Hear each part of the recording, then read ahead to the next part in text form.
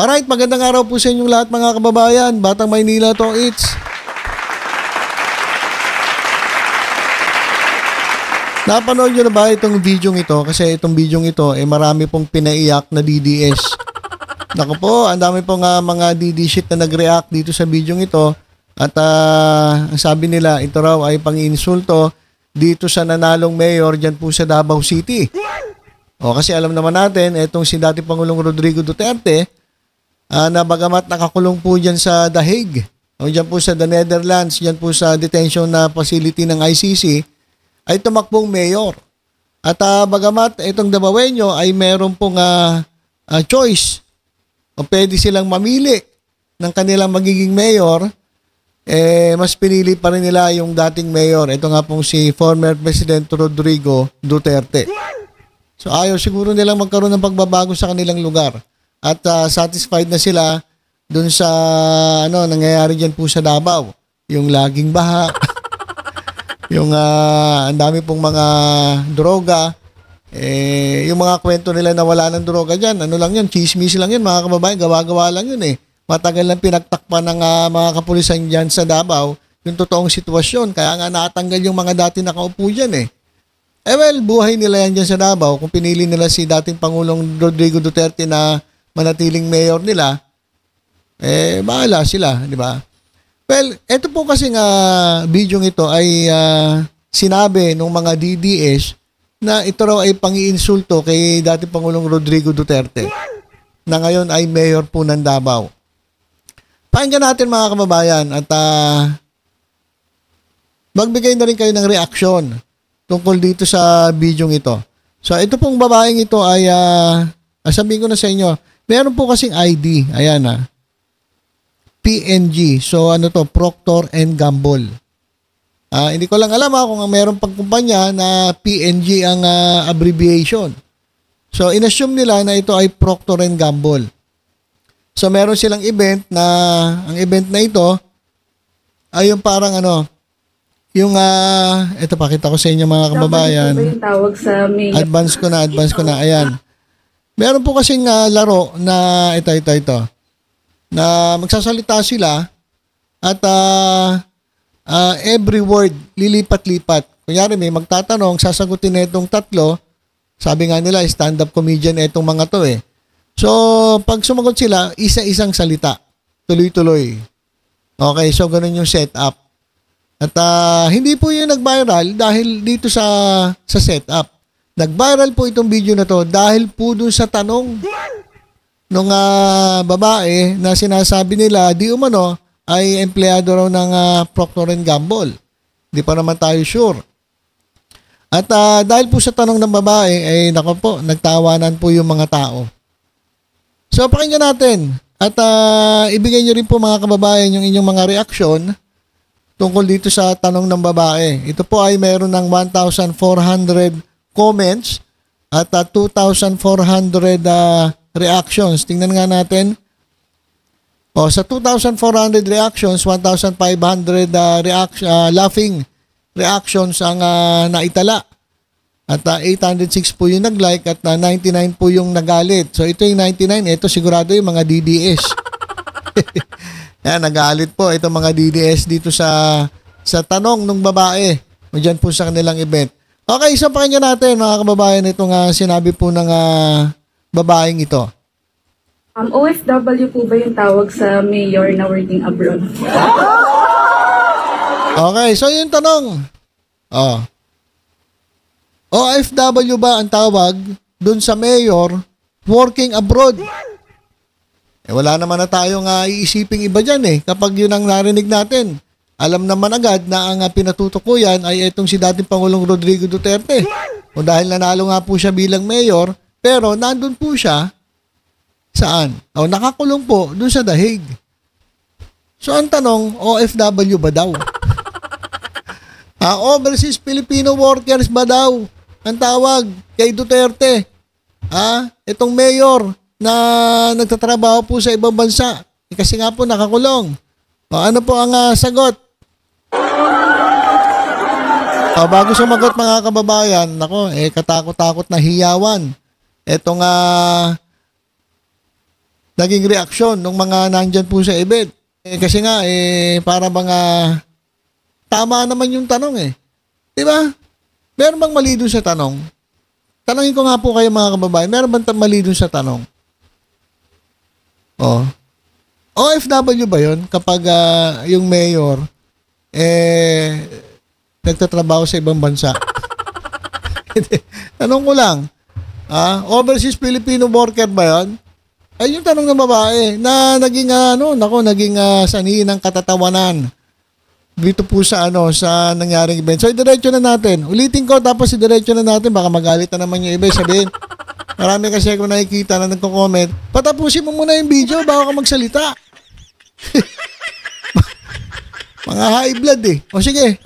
Umpisahan natin hanggang matapos bago natin gawan na reaksyon. OFW po ba yung tawag sa mayor na working abroad?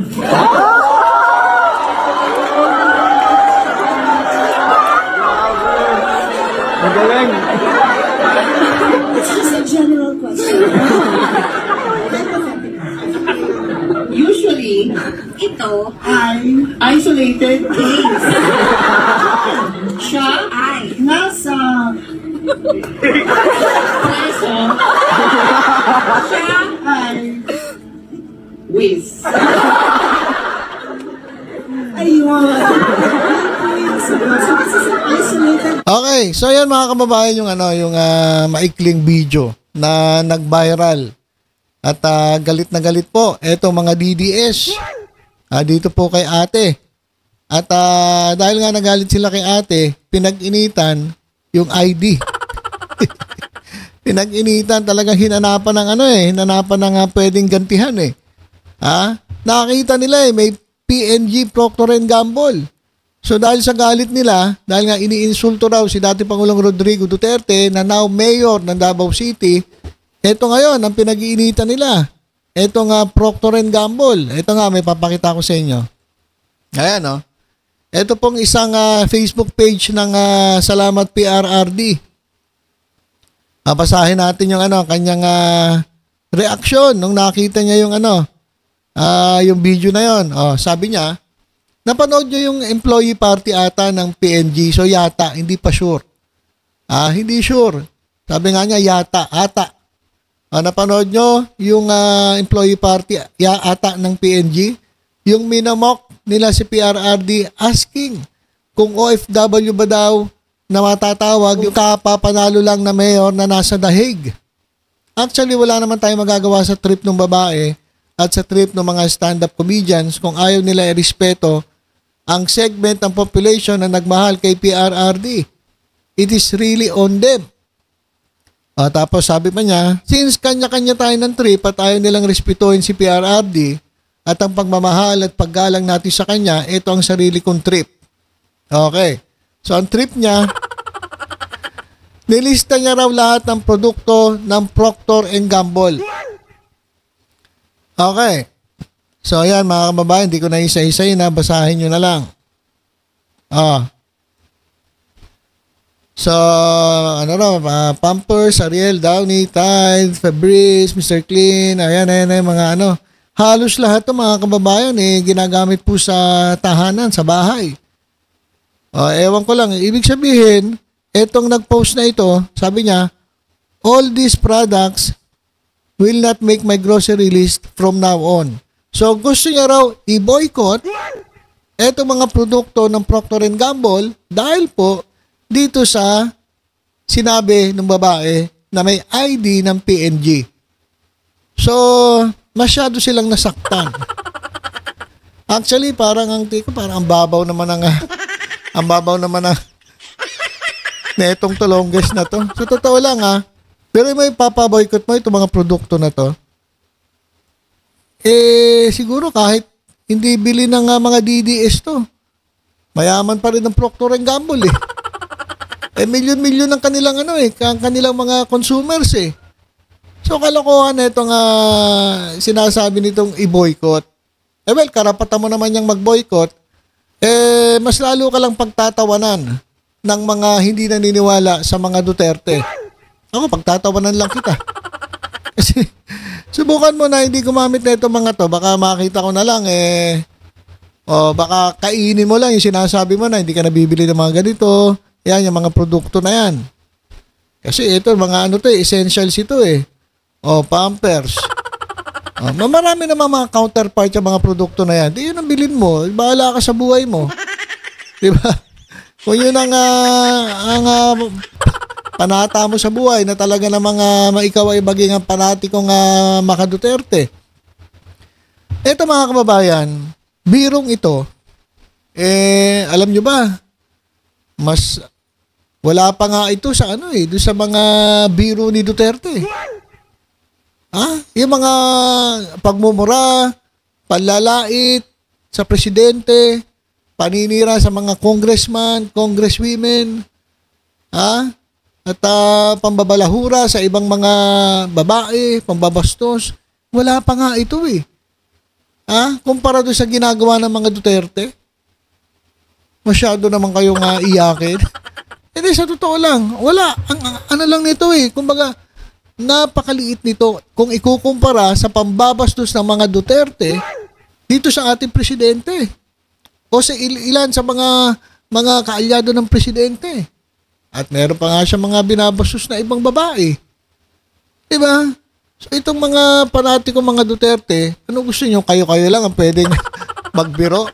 At ito ngayon, may narinig kayo na medyo tinamaan ng konti yung inyong mayor, iiyak-iyak agad kayo. Basahin natin ilang comments dito. Merong sabi, boycott PNG. Tingnan na nga natin kung ano yung mga replies.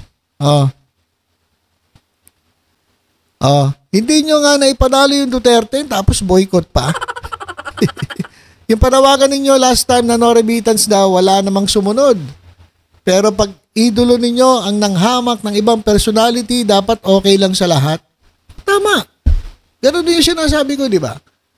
Pag yung kayo, pwede. Pag iba, hindi pwede. Batibay ninyo. When he cursed the Pope, it's okay. Yung Pope nga, minura niya eh. Di ba niloko, sabi nga niya, gusto niyang pauwiin sa Kapag kayo gumagawa, pag idol ninyo ang gumagawa, tuwan-tuwa kayo. Pag nagmura, talagang palakpakan pa kayo, mga tulonggis kayo. Pag siya naman ang ininsulto, actually, di naman insulto yun eh. Di ba? Insulto ba yun? Insulto para sa kanila kasi sa pool sila. Pero nagtatanong lang naman eh, masama ba yung tanong ngayon? Di ba? OFW ba yung mayor na working abroad? Work from the Hague? So, wag naman kayo masyadong iyakin. Boycott. Pinagtatawanan lang kayo eh. Ito pa. Pag-rape jokes ni Duterte, naghahalagapakan kayo sa tawa. Tapos si ate girl na wala namang binanggit na pangalan sa tanong niya, napipikong kayo. LOL. Makapaggaya ng boycott sa PG, kala mo naman kaya nyo.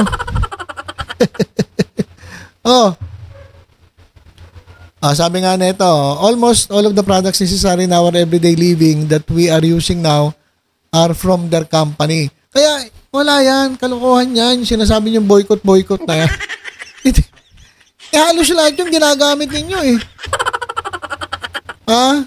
So, sino ba yung nag-post nun? Lalaki ba yun? Hindi. Facebook page yan. Alam niyo naman na panatik ng Duterte yun eh.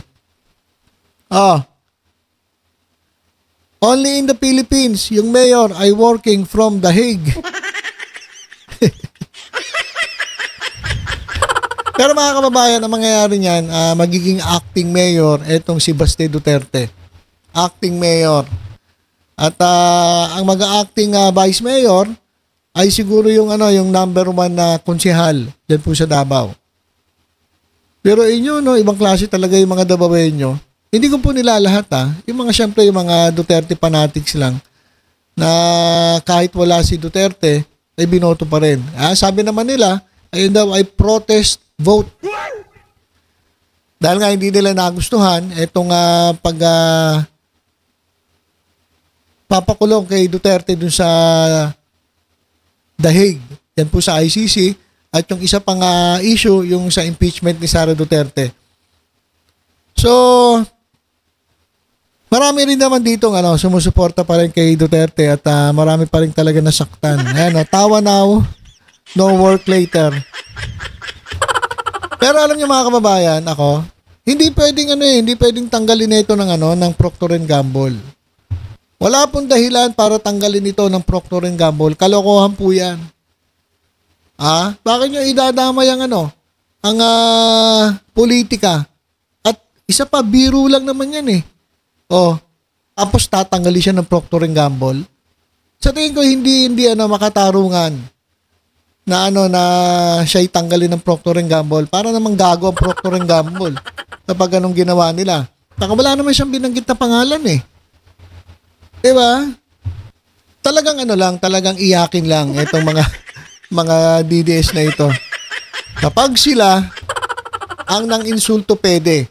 Pero pag sila ang na-insulto, iiyak. O ganyan po ang mga taga-suporta ng mga Duterte. So kay ate, wag mo intindihin yun ate. Tama naman ang tanong mo eh. Ako, tanong ko nga rin yun eh. Diba? OFW ba yun? Overseas Filipino worker. Yung mayor. Kasi tama naman, nasa abroad eh. Overseas eh, di ba? So, tanong ko rin yan.